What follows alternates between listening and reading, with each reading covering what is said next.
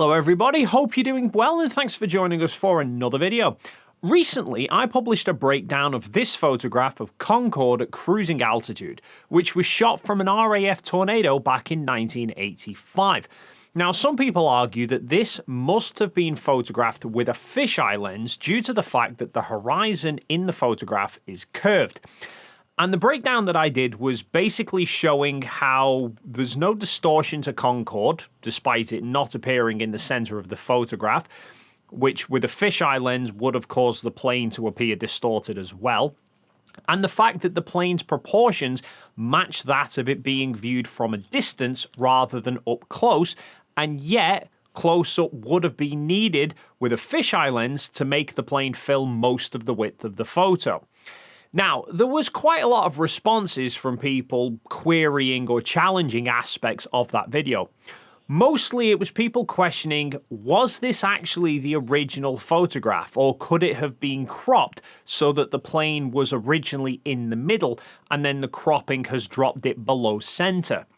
And Level Earth Observer did a response video where he claimed the maximum height a tornado could reach was 50,000 feet, so the Concorde couldn't have been at the 50 to 60,000 feet that I'd said it was at, because in the photo, the Concorde is lower than the camera.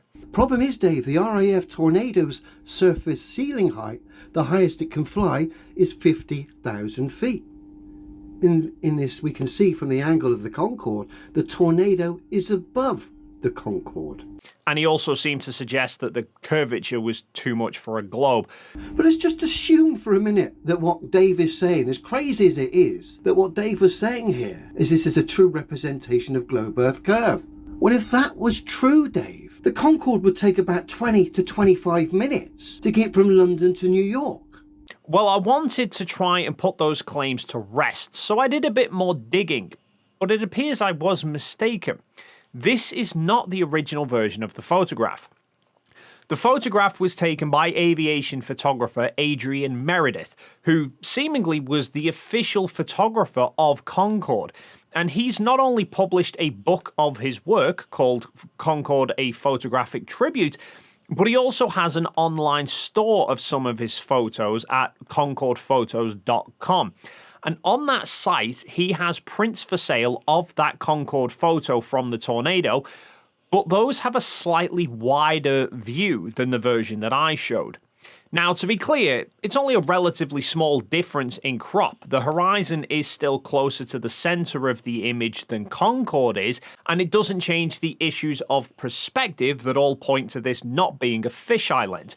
But it still leaves a potential argument that the true original was shot with a wide lens and the plane was more in the center and the horizon curve is being exaggerated by lens distortion.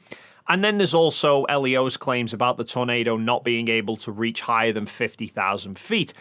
So I emailed Adrian to see if I could get some more information about the photograph and the circumstances of how it was captured. And I also bought a copy of his book to see if there was any other details in here in case he didn't get back to me. Although a few days later he did, and now hopefully we can put this argument to bed. Firstly, let's address how high up this photo was taken. I asked Adrian if he knew the approximate altitude they were at the time, but he said he couldn't remember. But he did confirm that they were in an RAF Tornado. Now, a quick search on Wikipedia does indeed state that the service ceiling altitude of the tornado was 50,000 feet, as LEO points out, which would then suggest that the Concorde was lower than 50,000 feet in the photo. However, there was actually a few different variants of tornadoes that were used by the RAF. There was the IDS and the ADV. The IDS was the more common variant within the RAF and was a fighter bomber, with its main focus being bombing ground targets. So this was the one that was mostly deployed overseas. This was initially the GR1 model, later replaced with the GR4. GR within British military aircraft stands for Ground Attack and Reconnaissance, like the Harrier GR9. However, the RAF also flew the ADV, or Air Defence variant, which was designed purely for air-to-air combat. I think it was created in response to the Soviet MiG-29. That thing could reach a height of 59,000 feet. The ADVs were initially a very limited run of F2 models and then later the F3, F standing for fighter. Such as they have the RAF Typhoon, they have the T1, which is a two-seater trainer, and then they have the F2, which is a single-seater fighter. And the stated specs of the Tornado ADV say that can reach up to 70,000 feet, which is higher than Concorde could fly. So some Tornadoes couldn't reach the height of Concorde, but some could. And Adrian was actually able to give some more context to this. Turns out the Concorde in this photo isn't on a commercial flight. This was shot just after British Airways had updated their livery to the now quite iconic Landor scheme, and the Concorde had been up at Prestwick for 3 days of promotional filming with the BBC. According to Adrian, Prestwick was where they'd often go for training and commercial shoots. After wrapping up filming, they were then flying back down south, but rather than fly directly, they went over the Irish Sea. This would allow them to fly supersonic. And it was planned that Adrian would go up in a Tornado to meet them and get some photos of them at Mach 2. And it turns out there was a BBC cameraman on board the Concorde during the flight back, who then took some shots of the Tornado at the same time. Now, the shots are actually included in Adrian's book, but he also kindly attached digital copies of them in his response email. Now, the files are named ZD902. This corresponds to the tail number of the Tornado. A quick Google search shows us that Tornado ZD902 was an F2 model, and F2s were ADVs, which were more than capable of exceeding the maximum altitude of Concorde.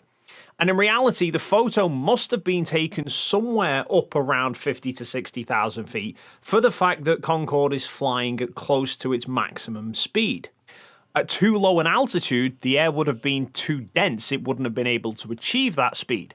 Now, with regards to Level Earth Observer's argument about the horizon is too curved and that would make the Earth very small, now I did have somebody comment on my video with a mathematical formula that takes into account how much curvature is visible and the radius of the curved object to then work out how high your vantage point would be above that object. And they came up with a figure of around 52,000 feet based on 3 degrees of curvature to the horizon. Although I have seen Walter Bislin's calculator that uses a slightly different formula, and based on an altitude with that of 50 to 60,000 feet, it does still show curvature to the horizon, but not as much as is in this photograph. Now, a couple of people within Level Earth Observer's comment section pointed out that the RAF Tornado has a curved canopy, as though that's the only reason that we're seeing curvature to the horizon. But if it was the canopy that was causing distortion to the horizon, then it would also be causing distortion to the Concorde, but the Concorde's not distorted. And if the canopy was causing distortion to the horizon, it would cause the same amount of distortion to the horizon at any altitude. So the horizon near sea level should appear just as distorted.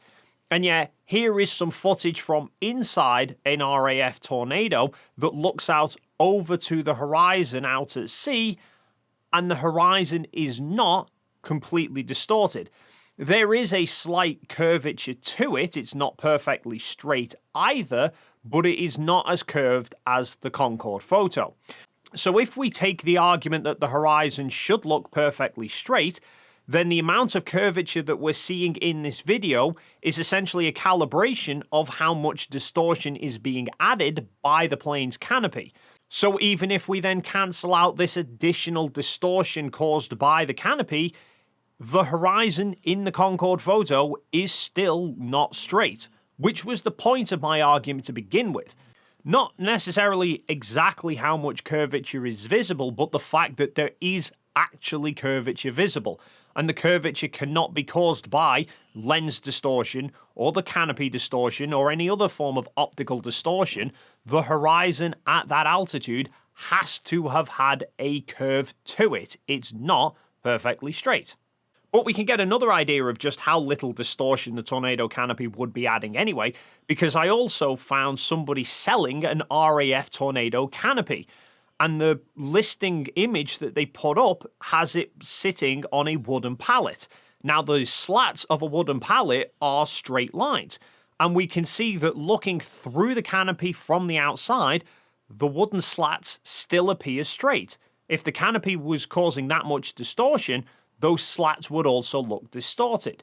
And in reality, it makes perfect sense that the canopy would be not adding too much distortion, because the last thing any fighter pilot would want in an air-to-air combat situation is a completely distorted view of what's going on around them.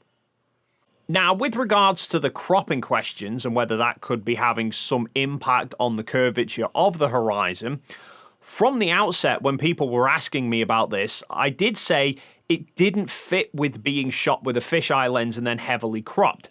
Because the Concorde's proportions show the camera wasn't close to the plane, but fisheye lenses are all extremely wide angle, then that would have made the Concorde tiny in the center of the frame, and the vast majority of the photo would have needed to have been cut away in order to get the crop that we see here.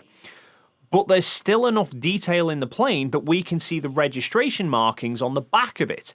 And this was shot back in 1985, long before any ultra-high resolution digital cameras that we have today. But to try and settle this, I did ask Adrian if the photo was cropped at all and what lens was he using. Now, he didn't specifically address any cropping, but he did confirm that he shot the photos on a medium format film camera using a Hasselblad 80mm lens. Armed with that information about what camera Adrian was using, I'm now pretty confident in saying not only was the photo that I showed in the last video not actually the original, but I think the version that Adrian includes in his book is.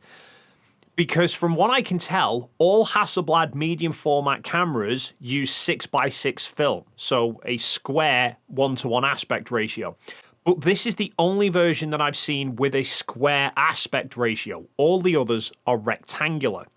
Plus, this is the only version of the photo that I've seen that has dust spots on it. All the other versions don't. Now, it's pretty common for photographers to remove dust spots from photos. I've never seen them add them in. But we can go one better. I mean, with hindsight, I wish I had this book beforehand, because not only is it filled with lots of stunning images of this amazing aircraft, but there are some rather great photos that really drive home this point about the horizon. One on page 118, which is labelled as being shot from the cockpit of Concorde at 58,000 feet, and clearly showing a curved horizon. Although there's nothing else in the frame to act as a reference to know that this isn't a fisheye lens. However, there's a far more damning photo on page 25. Because whilst this photo is the only photo of Concorde flying at Mach 2, it's not the only photo of it at cruising altitude. This photo was shot 9 years earlier in 1976, described by Adrian as one of the first air-to-air photos of Concorde at 60,000 feet. And again, not only is the horizon curved, whilst the Concorde isn't, but with this one, the camera was below Concorde, looking slightly up. This puts Concorde above the horizon, so cropping in this photo now becomes irrelevant, because if this was shot with any fisheye lens or any lens that was distorting, the Concorde would have to be dead center and perfectly horizontal in the photo, which it isn't. But even if it was, the horizon being below the camera would mean the fisheye lens would be bending it upwards, not down. So this photo, beyond any doubt, cannot have been shot with a fisheye lens, meaning, no matter how much it might upset some people, the horizon really is curving. And I think that's going to wrap this video up. As always, feel free to leave your thoughts in the comments down below. If you enjoyed this video and you haven't already done so, then please consider hitting the like and subscribe buttons, and hopefully we'll see you in the next video.